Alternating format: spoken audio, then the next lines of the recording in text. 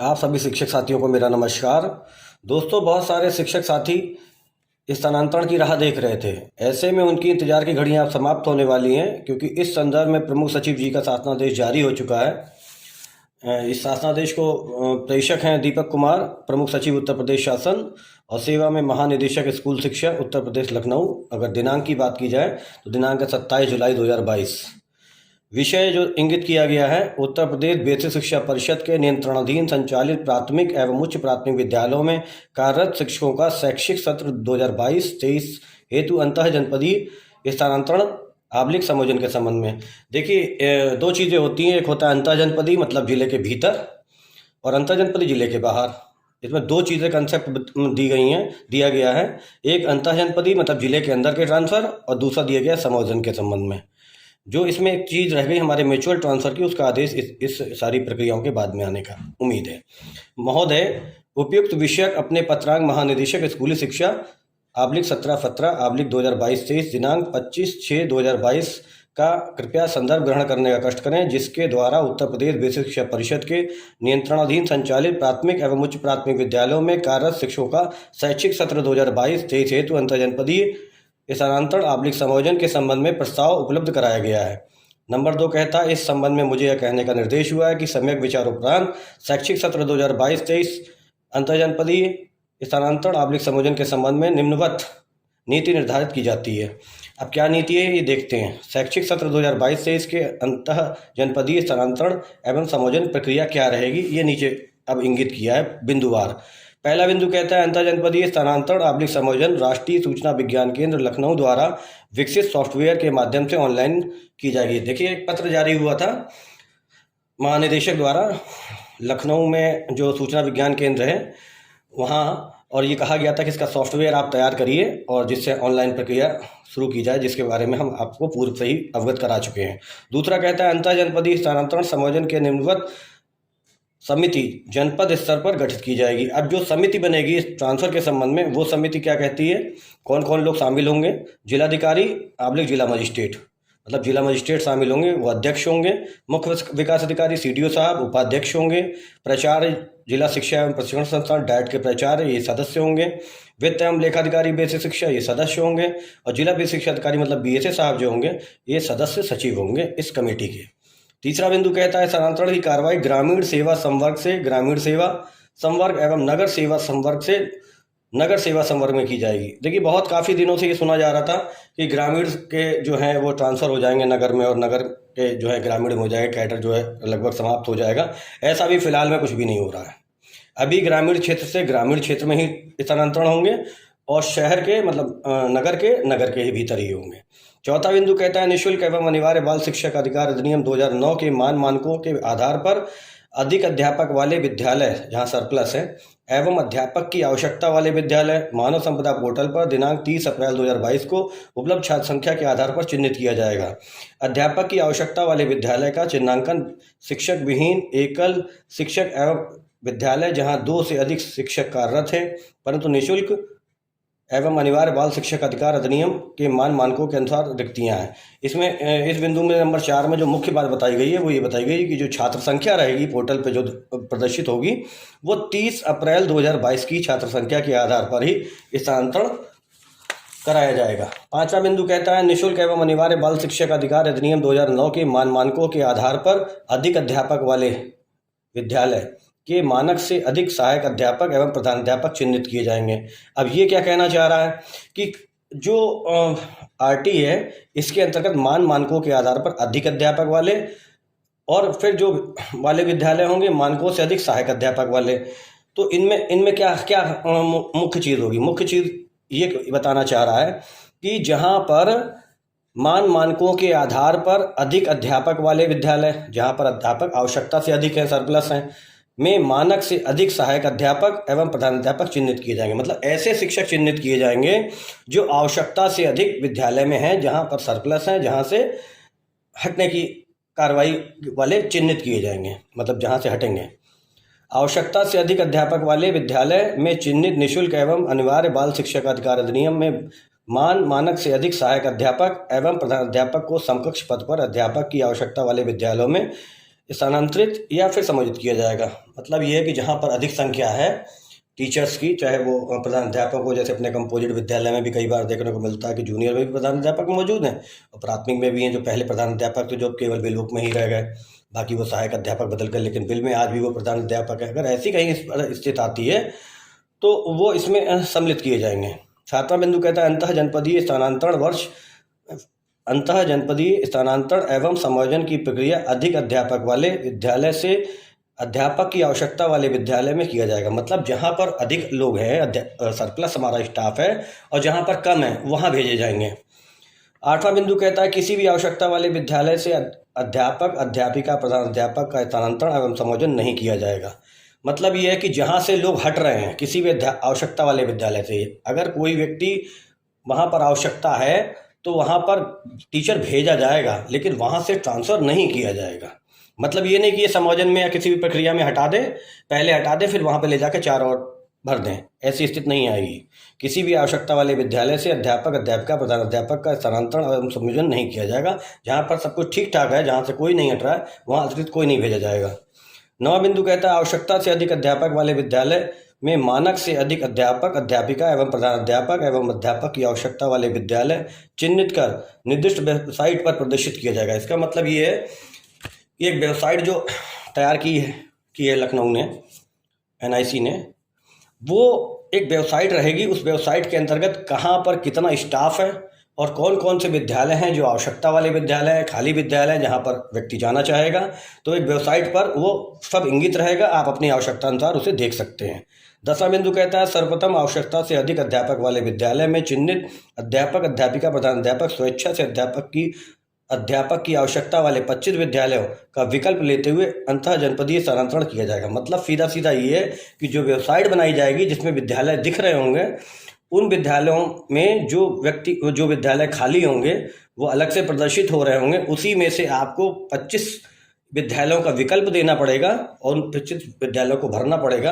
अपनी वरीयता के हिसाब से आप भर लेना, उसके बारे में बताया जा रहा है। 11वां बिंदु है आवश्यकता वाले ऐसे विद्यालय जहाँ के लिए एक ही आवेदन पत्र प्राप्त हुआ है को आवेदन पत्र के आधार पर स्थानांतरण की कार्रवाई की जाएगी। जाहिर सी बात है, बहुत सीधी सी बात है और सभी लोगों को बहुत जल्दी जो है सभी हमारे अध्यापक समझ भी गए होंगे कि जहाँ पर एक आवेदन जहाँ जिस विद्यालय के लिए किया गया है, तो वह विद्यालय अगर एक ही आवेदन है तो वह विद्यालय उस व्यक्ति के लिए आवंटित हो गया, क्योंकि एक ही आवेदन है मात्र। 12वां बिंदु कहता है स्वेच्छा से आवश्यकता से अधिक अध्यापक वाले विद्यालय से आवश्यकता वाले विद्यालय के लिए एक से अधिक आवेदन प्राप्त होने की दशा में उनकी वरिष्ठता निम्न देयभारकों के आधार पर की जाएगी। अगर कोई विद्यालय ऐसा है जहां पर एक से अधिक आवेदन पत्र प्राप्त होते हैं, जाहिर सी बात है आवेदन आएंगे, ज़्यादा आएंगे, तो वहां पर किस हिसाब से, किस सीनियरिटी से, किस वरिष्ठता के हिसाब से भारांक तय किए जाएंगे, उस भारांक पे हम लोग चर्चा करते हैं। इधर क्रम संख्या दिया है जैसे कि आपको इस पर दिख रहा होगा, और मानक और फिर भारांक दिए हैं, मतलब उसके नंबर कितने दिए गए हैं। सेवा के प्रत्येक वर्ष पूर्ण वर्ष के लिए 1 अंक, पूर्ण वर्ष मतलब पूरा वर्ष, तो सेवा के प्रत्येक वर्ष के लिए 1 अंक।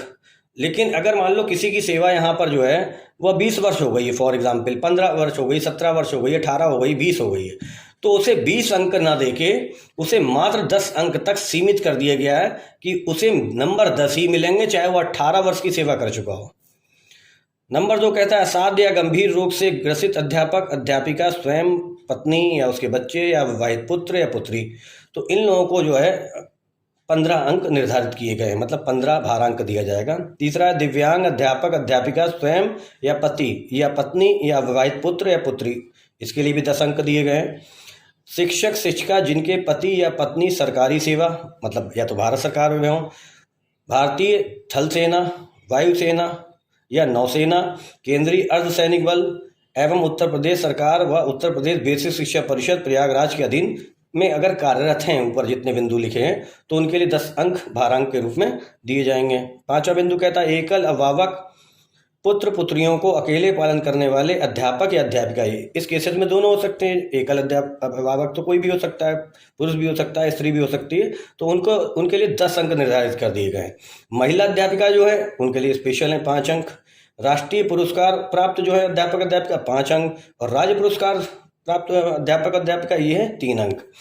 13वां नंबर कहता है अध्यापक अध्यापिका का भारांक समान होने पर नियुक्ति तिथि में वरिष्ठतम तथा नियुक्ति तिथि में समान होने पर अधिक आयु वाले अध्यापक अध्यापिका को अंतर्जनपदीय स्थानांतरण का लाभ दिया जाएगा। इनका कहने का मतलब ये है कि अगर सीनियरिटी में जब व्यक्ति आता है अपने विभाग में, तो यदि वो समान हो रही है, यदि मान लीजिए किसी की जो है 1 जनवरी जो है 99 थी, ठीक, और 2 लोग हैं तो दोनों की सेम हो गई। अब ऐसी स्थिति में क्या देखा जाएगा? ऐसी स्थिति में डेट ऑफ बर्थ देखी जाएगी, और डेट ऑफ बर्थ अगर जो है वो जाहिर सी बात है ज़्यादातर तो सेम नहीं होती है, तो उसमें ये है कि समानता होने की स्थिति में आयु वाले अध्यापक अध्यापिका को अंतर्जनपदीय स्थानांतरण का लाभ दिया जाएगा। मतलब डेट ऑफ बर्थ के आधार पर निर्णय होगा अगर हमारी जो है ज्वाइनिंग जो है वो समान हो गई है। ज्वाइनिंग डेट अगर समान हो रही है तो उसकी डेट ऑफ बर्थ के हिसाब से निर्धारण किया जाएगा। कहने का अर्थ यह है कि डेट ऑफ ज्वाइनिंग सेम होने पर डेट ऑफ बर्थ देखी जाएगी, और डेट ऑफ बर्थ जिसकी अधिक होगी उसे वरीयता दी जाएगी। देखिए पेज नंबर 3 आ गया है, पेज नंबर 3 पे बताया गया है 14 नंबर अंतः जनपदीय समायोजन की प्रक्रिया। मतलब यहाँ से हमारे समायोजन की प्रक्रिया शुरू होती है, जिसका पहला बिंदु बताया गया है। पहला बिंदु में जो चीज़ बताई गई है उसे भी हम लोग समझ ले रहे हैं।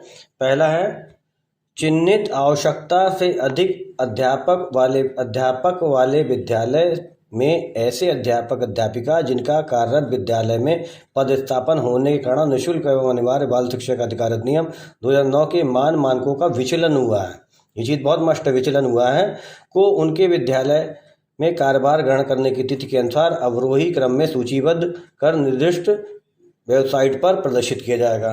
मतलब जो आवश्यकता वाले उन्होंने व्यक्ति छांटे, मतलब समायोजन वाले जो लोग छांटे गए और वो विद्यालय छांटे गए, उनको आरोही क्रम में ना लगा के अवरोही क्रम में लगाने की बात कही जा रही है। आरोही क्रम क्या होगा? जैसे 1 2 3 4, और अवरोही क्रम क्या होगा? जैसे 10 9 8 7, ठीक है। तो उसी रूप में वेबसाइट पर वह प्रदर्शित किया जाएगा कि अवरोही क्रम में सूचीबद्ध किया जाएगा उन अध्यापकों के नाम से। दूसरा कहता है सर्वप्रथम आवश्यकता से अधिक अध्यापक वाले विद्यालय जिसमें सबसे अधिक अध्यापक कार्यरत हैं से अतिरिक्त अध्यापकों को अध्यापक की आवश्यकता वाले विद्यालय में समायोजन की कार्रवाई की जाएगी। जहां से हट रहे हैं और जहां ज़रूरत है वहां भेजे जाएंगे। तत्पश्चात आवश्यकता से अधिक अध्यापक वाले विद्यालय में कार्यरत अध्यापकों की संख्या के अवरोही क्रम में आवश्यकता वाले विद्यालय में समायोजन की कार्रवाई की जाएगी। सीधी सी बात है, जहाँ पर ज़रूरत नहीं, जहाँ सरप्लस है वहाँ से हटाए जाएंगे और जहाँ पर ज़रूरत है वहाँ पर समायोजित किए जाएंगे। तीसरा बिंदु कहता है आवश्यकता से अधिक अध्यापक वाले विद्यालय से अध्यापक की आवश्यकता वाले विद्यालय में शिक्षक विहीन एकल शिक्षक एवं ऐसे शिक्षक जहाँ पर 2 या 2 से अधिक शिक्षक कार्यरत हैं परंतु निःशुल्क एवं अनिवार्य बाल शिक्षा अधिकार अधिनियम मानकों के अनुसार रिक्त हैं में समायोजन की कार्रवाई की जाएगी। कहीं पर एकल विद्यालय है तो 2 लोग हैं तो, या जो आरटी के अंतर्गत वहाँ पर पद रिक्त है, ऐसे जगह पर उन लोगों को भेजा जाएगा। शिक्षक विहीन एकल शिक्षक एवं ऐसे अध्यापक ऐसे विद्यालय जहाँ पर 2 से अधिक शिक्षक कार्यरत हैं परंतु निःशुल्क एवं अनिवार्य बाल शिक्षा अधिकार अधिनियम के अनुसार मानकों के अनुसार रिक्त हैं को छात्र संख्या के आधार पर छात्र संख्या का समान होने पर विद्यालय में अंग्रेजी वर्णमाला के अनुसार अवरोही क्रम में सूचीबद्ध किया जाएगा। अगर कहीं की छात्र संख्या समान हो रही है, ये कहना चाह रहा है चौथा बिंदु कि कहीं पर विद्यालय में छात्र संख्या समान हो रही है, ऐसी स्थिति में विद्यालय को अंग्रेजी वर्णमाला के अवरोही क्रम में सूचीबद्ध किया जाएगा।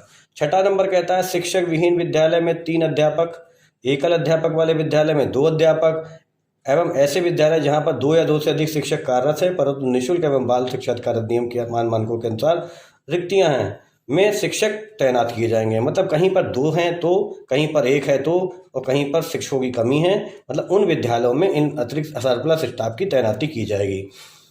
या मैं ये कह दूं कि अगर ये जो कहना चाह रहा है वो ये कह रहा है कि कार्यरत है परंतु निःशुल्क एवं अनिवार्य बाल शिक्षा अधिकार अधिनियम मानकों के अनुसार रिक्त हैं, एक शिक्षक तैनात किया जाएगा। बहुत सिंपल सी बात है, जहाँ पर आवश्यकता है वहाँ भेजे जाएंगे। छठा नंबर कहता है अध्यापक अध्यापक का समायोजन निःशुल्क एवं अनिवार्य बाल शिक्षा अधिकार अधिनियम 2009 के मानकों के अनुसार अध्यापक की आवश्यकता वाले विद्यालय में अध्यापक अध्यापिका के कार्यरत विकासखंड में उपलब्ध रिक्तियों के सापेक्ष शिक्षक विहीन एवं एकल एवं ऐसे विद्यालय जहां पर 2 या 2 से अधिक शिक्षक कार्यरत है परंतु निःशुल्क एवं अनिवार्य बाल शिक्षा अधिकार अधिनियम के मानकों के अनुसार रिक्तियां हैं में समायोजन की कार्रवाई की जाएगी। इनका कहने का सीधा सा अर्थ जो है आरटी के नियमों के अनुसार को मद्देनजर रखते हुए जहां पर विकास खंड में जहां रिक्तियां हैं पहले अपना अपना विकासखंड देखा जाएगा, बाद में दूसरा पास का निकट का जहाँ का भी है, क्योंकि अगले वाले में यही बिंदु आने वाला है। अध्यापक के कार्यरत विद्यालय खंड में रिक्त उपलब्ध नहीं होने की दशा में ऐसे अध्यापका जिनका संयोजन अध्यापक की आवश्यकता वाले विद्यालय में नहीं हो सका है, अन्य विकास खंड में रिक्त होने की उपलब्धता के आधार पर किया जाएगा। मतलब ये पहले वरीयता दी जाएगी अपने विकास खंड को, अगर अपने विकास खंड में जगह नहीं है तो दूसरे विकास खंड में भेजा जाएगा। एकल शिक्षक एवं ऐसे विद्यालय जहां पर 2 या 2 से अधिक शिक्षक कार्यरत हैं परंतु निःशुल्क एवं अनिवार्य बाल शिक्षक अधिकार अधिनियम के मानकों के अनुसार रिक्त हैं, में समायोजन की कार्रवाई की जाएगी। मतलब तो आपको दूसरा ब्लॉक दिया जाएगा। 8वां बिंदु कहता है आवश्यकता से अधिक अध्यापक वाले विद्यालय में चिन्हित शिक्षक को उनकी वरिष्ठता के आधार पर अवरोही क्रम में सूचीबद्ध किया जाएगा तथा अध्यापक की आवश्यकता वाले विद्यालय में अवरोही क्रम में सूचीबद्ध किया जाएगा। आवश्यकता से अधिक अध्यापक वाले विद्यालय में सूची में वरिष्ठतम सूची को अध्यापक की आवश्यकता वाले विद्यालय की सूची को शिक्षक विहीन एकल एवं ऐसे विद्यालय जहां पर 2 या 2 से अधिक शिक्षक कार्यरत हैं परंतु निःशुल्क एवं अनिवार्य बाल शिक्षक अधिकार अधिनियम के मानकों के अनुसार रिक्त है, में समायोजित किया जाएगा। देखिए इसमें ये जो जियो कहता है वो इन्होंने केवल एक चीज़ आरोही क्रम में अब तक होती थी बात, अब बात अवरोही क्रम की है। इसे मैं और आगे जाके 2 बिंदुओं के बाद बिल्कुल स्पष्ट कर दूंगा। इसके बाद कह रहा है अगला बिंदु है 9 नंबर, आवश्यकता से अधिक अध्यापक वाले विद्यालय सरप्लस में चिन्हित अतिरिक्त अध्यापक अध्यापिका दिव्यांग या साध्य रोग से कोई व्यक्ति पीड़ित है तो अध्यापिका एवं एकल अभिभावक पुत्र पुत्रियां अकेले पालन करने वाले अध्यापकों को छोड़कर वरिष्ठता के आधार पर संबोधित की कार्रवाई की जाएगी। मतलब इन दिव्यांगजनों को जो है वो इस समायोजन आ भी रहे होंगे तो इन्हें जो है वो छूट दे दी जाएगी। अगला बिंदु कहता है अध्यापका जिनकी सेवावधि ऑनलाइन आवेदन करने की अंतिम तिथि पर 2 वर्ष से कम अवशेष रह रही है उन्हें भी इसमें छूट दी जाएगी। मतलब उन्हें समायोजन प्रक्रिया से दूर रखा जाएगा आवेदन करने के लास्ट स्थिति तक, मतलब जब तक उनको 2 वर्ष से कम है। अंतरजनपदीय स्थानांतरण समायोजन प्रक्रिया में संबंध में 10 कार्य दिवस में एनआईसी के माध्यम से पोर्टल खोला जाएगा। मतलब जब अभी 10 दिन वर्किंग डे हैं, 10 वर्किंग डे की बात कर रहा है कि 10 वर्किंग डे में इस पर वर्क शुरू हो जाएगा। उत्तर प्रदेश विशिष्ट शिक्षा परिषद के नियंत्रणाधीन संचालित प्राथमिक एवं उच्च प्राथमिक विद्यालयों में शैक्षिक सत्र 2022-23 के लिए अंतर जनपदीय स्थानांतरण समायोजन की कार्रवाई निर्धारित प्रक्रियानुसार पारदर्शी रूप से सुनिश्चित की जाएगी। किसी भी स्तर पर अनियमितता पाए जाने पर जिला विशिष्ट शिक्षा अधिकारी या पदस्थ सचिव पूर्णतः उत्तरदायी होंगे। मतलब जो बीएसए सर होंगे वो इन सारी प्रक्रियाओं के लिए उनको जिम्मेदारी दी गई कि सारी जिम्मेदारी उनकी है। देखिए ये जो समायोजन की स्थिति है और जो इन्होंने कहा है वो मेरे अनुसार तो समायोजन जो है वो जूनियर का होगा, क्योंकि सारा खेल ये हो रहा है कि सीनियर का होगा, जूनियर का होगा, वरिष्ठतम का होगा, तो ये समायोजन जो है वो जूनियर का होगा। ठीक है, और बाकी स्थितियां मैंने बिल्कुल आपको स्पष्ट खोल के सारे बिंदुवार लगा दिए हैं, बिल्कुल रख दिए हैं। और अगर किसी तरह की कोई समस्या होती तो आप लोग डिस्क्रिप्शन बॉक्स में बता सकते हैं। आप मेरे इस शैक्षिक चैनल को लाइक करें, सब्सक्राइब करें और अपना सहयोग प्रदान करने का कष्ट करें। Thank you very much. धन्यवाद साथियों।